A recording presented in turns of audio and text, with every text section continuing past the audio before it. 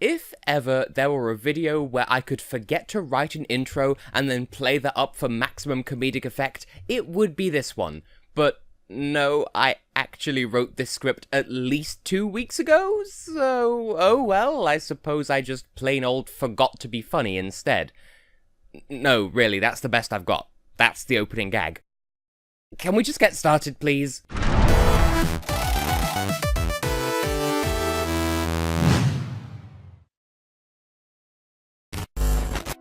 Thank you. Hello everyone, I am Tessellating Hexagons, and I should come entirely clean here and now. Right at the beginning, the game I'm talking about today is a sequel, and I've never played the game that came before it, even though I do own it. It's on the shelf right behind me here, and in no small part that is thanks to the lovely Europe Scalorate either talking me into buying it or buying it for me. I don't actually remember which, but the point is I own it, but I've never played it. But yes, today I'll be talking about Another Code R, A Journey into Lost Memories, which is a title and a half to say the least. It's the sequel to the DS game Another Code 2 Memories, released in North America just as Trace Memory for some reason, and honestly, for its flaws, this is one of those games that's overhated, and so that I'll risk entirely more than I ought to just to defend it. That much should have been obvious when I Let's Played it a few years ago. So, first things first, let's lay the groundwork with the fast facts about this game. It was developed by Sing, or is it Seeing? I think it's Sing, who were known for a variety of games of this flavour, including Hotel Dusk Room 215, which is supposedly set in the same universe as the Another Code series, and Little King's Story. So it should come as no surprise, off the back of their seeming exclusivity deal with Nintendo, that Another Code R was released for the Wii. What was a bit harder to predict about it, though, is that it wasn't ever released. Nope, not ever. Well, yes, it was released in Japan on the 5th of February 2009, and that was followed by a European release on the 26th of June that same year, but since it never came to America, most people would just take the stance that this game just flat out doesn't exist because that's how it feels to be a European gamer in a heavily Americanized market. But I shan't let my innate saltiness at being on the penultimate rung of the video game food chain above only Australia get in the way of this review too much. After all, we got the game, and y'all America folk didn't, so suck a lemon. Much as I'd like to compare the game to its predecessor, I haven't played it, so I can't, so I'll have to judge it instead on its own merits. With that in mind, Another Code R is sort of almost a visual novel of sorts crossed with an escape room. The core gameplay consists of basically chasing the story around a 2.5D side-scrolling environment, occasionally solving puzzles using the Wii Remote as a surrogate for whatever tool you happen to be using at the time. The main selling point, though, comes in the form of the so-called TAS puzzles. No, it has nothing to do with tool-assisted speedrunning. There's a device in the game called the True Another system, which bears a passing resemblance to the humble Wii Remote, in a universe where Nintendo just doesn't exist apparently, otherwise they'd flag the device for copyright and block it from existing, but I digress. It works more or less like the sonic screwdriver from Doctor Who, in that it's a long, slender object that you point at locks, it does a thing, and then the lock isn't locked anymore, with the one caveat that it doesn't do wood. Anytime you want to help. Can't you Sonic it? It doesn't do wood. That is rubbish. Oh, don't diss the Sonic! Honestly, as was pretty evident from my gushing during my Let's Play, I'm really rather fond of the TAS as a game mechanic. Sure, some of the puzzles can be a bit obtuse, but overall, I was always excited about the prospect of finding another lock that would require solving another puzzle of that kind. I'm a man of simple pleasures, apparently. Aside from that, I suppose it would be remiss of me not to at least introduce the main characters, too. Well, I shouldn't go into too much detail, being as the game is such a story-driven experience, but here's more or less what you need to know. First up, our protagonist, Ashley Mizuki Robbins, a mixed heritage girl, half American, half Japanese on her mother's side, and the daughter of two high-profile scientists studying human memory, Richard and Sayoko Robbins. In a manner alarmingly parallel to Sly Cooper, she witnessed the murder of one of her own parents at a very young age, ever since she grew estranged from her father, at least up until the previous game, apparently. Then, once again, he calls her up out of the blue to travel over to Lake Juliet so they can make up for lost time, setting into motion the events of this game. Which brings us on to Ashley's father, Richard Robbins, who, as far as I'm aware, plays a much greater role in this game than the last one, but I can't confirm that. He has innocent enough motives, or so it seems, in that his whole reason for sparking this game's story into existence is just wanting to reconnect with his daughter at a remote camping resort that just so happens to be on the same site as his office. Not suspect at all. Before too long, we're introduced to one Ryan Gray, a colleague of Ashley's parents who has been working in the field of human memory since his teenage years. So he's pretty much a Danganronpa-esque ultimate neuroscientist, or something along those lines. He's calm, detached, and absolutely no relation to the guy from 50 Shades. And finally, skipping over the kids who live at the resort and the resort staff, we meet Matthew Crusoe, a young lad who has run away from home in order to find his conveniently also estranged father. Ashley, ever the protagonist, agrees to help him on his quest, with the catch-22 that he absolutely must turn himself over to the police at the end of the day. And yes, that does mean that the protagonists are called Robbins and Crusoe. Subtle. So, with that groundwork in place, I think it'd be pertinent to consider what the game actually does with those characters. To give you a taste of how this game operates, let's go over the story of the opening chapter, the prologue if you prefer, first and foremost. As previously established, the story begins with Ashley, who currently lives full-time with her aunt Jessica, and then receiving an invitation out of nowhere to Lake Juliet from her father, who wishes to make amends for his years of absence during her youth. Naturally, Ashley is a little skeptical, not least because she has personal aspirations of breaking away and becoming a musician at this point, but she gives him the benefit of the doubt and ends up going anyway. Immediately upon arrival, as in the literal second she steps off the bus, she's intercepted by a shadowy stranger who steals her bag containing most of her belongings. At the time, it seems like a comedic farce of everything that could go wrong going wrong, but surprisingly it has a higher purpose later down the line, but you're not supposed to know that yet. On the plus side, she does get her bag, and at least some of her stuff, back before too long. Already in poor spirits, she heads over to the campsite to finally meet her father face to face, where he's all set for the two of them to have a barbecue together, but before she can even get there, she has an episode of some kind, upon seeing the gate to the campgrounds, triggering some kind of flashback involving seeing her mother, though she doesn't fully understand it. She brushes it off, ultimately, and moves on to the campsite, where she and her father talk for a little bit while he sets things up, but this scene is mostly just to reaffirm that Ashley has little respect for him because of his constant absences and apparent ineptitude at basic tasks. Tensions flare when it emerges that he doesn't have any charcoal for the barbecue, which sets Ashley off into a tirade of everything she holds against him, but he shoots back with the revelation that Ashley had, in fact, visited the lake before, just before her 3rd birthday, with her mother prior to the latter's murder. Well, at least that explains the random flashback. A lot of exposition happens at this point. To cut a long story short, we get a recap of the crucial points of Ashley's backstory in general and of the previous game, to make sure that any player is equally up to speed, though players of the previous game do actually get the option to skip the summary of the previous game if they don't need to hear it again, which is a nice touch, I think. All we know at this point is that Ashley's mother took her in secret to Lake Juliet shortly before her 3rd birthday, her 3rd birthday being the day her mother was killed. Richard, understandably, wants to find out why she took Ashley here, and hearing that seeing the lake triggers flashbacks in Ashley is rather encouraging to him, especially as a memory scientist. The only worrying thing in all of this is the revelation that both Richard and Sayoko had developed a device, the eponymous Another device, capable of controlling, erasing, and rewriting human memory. Granted, that isn't as much of a shock to anyone who played the previous game, but it is still pretty heavy stuff, especially to hit you with in the prologue. Anyway, Ashley has another flashback, which piques her father's interest. The two calm down surprisingly quickly, and they seem to bond over talking about the Another project and the memory of Ashley's mother. And, at last, Ashley offers to go to the guest house and get the charcoal for the barbecue. Whilst there, though, after being introduced to the first task puzzle, she witnesses a petty theft taking place in the back, though the attendant finds it hard to believe her at first, preferring to accuse her of stealing instead because it's easier. Nothing especially serious is taken, though, just a small amount of food. She pursues the case just a little, but hits a literal dead end and settles for just taking the charcoal back to the campsite. On the way back, though, she runs into her father, who says that he needs to disappear off back to work because, of course, something urgent would come up at work to keep them apart. Sod's law. Ashley is essentially told to just settle for having the barbecue with her father's colleague, Gina, instead. Before she arrives, we get our first end-of-chapter sequence, in which Ashley, determined to remember what happened 13 years ago, foists onto the player a little quiz on what happened in the chapter you just played through, followed by matching a piece of a flashback from that chapter with the full scene that Ashley remembered in that chapter. There isn't really a penalty for getting these wrong, you just have to keep trying answers until you get the right one in order to progress. And that's pretty much the flow of the story. Gina never actually turns up for the barbecue, incidentally, Ryan does instead.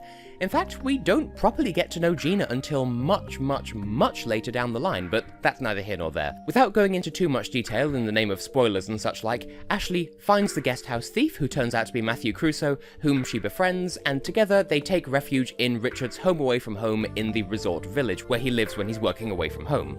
And once there, after some faff, Ashley gains the ability to hack into the security cameras all over the resort, and also she gets the inclination to test the pollution levels of the lake water, since that's an unexpectedly pertinent plot point as it happens. At this point, I feel like I've gone from explaining too much to explaining too little, but to cut a very long story short, we spend our time at Lake Juliet exploring, solving puzzles and mysteries, and gradually learning about the past of the resort and its residents, all of which ultimately feeds back into Sayoko's motives from 13 years previously. In the end, Ashley is led to the main offices of JC Valley, where her father works, and uncovers all the secrets, solves all the mysteries, and everyone gets to go home for dinner at the end. And yes, I'm deliberately skipping over the juicy details here, but if I've done my job, you're at least some flavour of interested in finding out how the story develops. There are emotionally intense moments, and there are some excellent pieces of background music scoring the whole story. What more could you ask for? So that's all well and good, but the story is only half of the story. You know what? I could have worded that better. What I mean is, since this game is presented as an interactive mystery novel of sorts, we have to scrutinise not just the narrative, but how it's delivered. That is, through the gameplay. Because even the greatest story falls apart if its execution is lacking, as we may or may not have learned earlier this year. The basic situation is that you, playing as Ashley, are free to move around on a 2.5D track that winds its way through the scenery of Lake Juliet, with some paths extending into the foreground or background, which I think is a nice touch. At any given moment, you're free to point at the screen and click on things of interest to examine them, and if you're lucky, it'll turn out that said thing is important to the story. And that's the main core of the gameplay. I described it before as chasing the story around the resort, and that's pretty much what it is. You're told where the next place of interest is, or at least it's implied, and so you go there, examine stuff, talk to characters, solve a puzzle or two, maybe talk to some more characters, and then receive information about your next destination. I think my wording here might sound like I'm being scornful of the format, but it's not as if the game absolutely holds your hand in directing you where to go or what to do or anything like that. If anything, it can actually be a bit too far on the cryptic side at times, but I'll come back to that notion in just a moment. As I mentioned, two further game mechanics are talking to characters and solving puzzles. On a surface level, that might sound really mundane, but these are how a substantial amount of the story is actually delivered. And you might think, how much gameplay can there be to just talking to someone?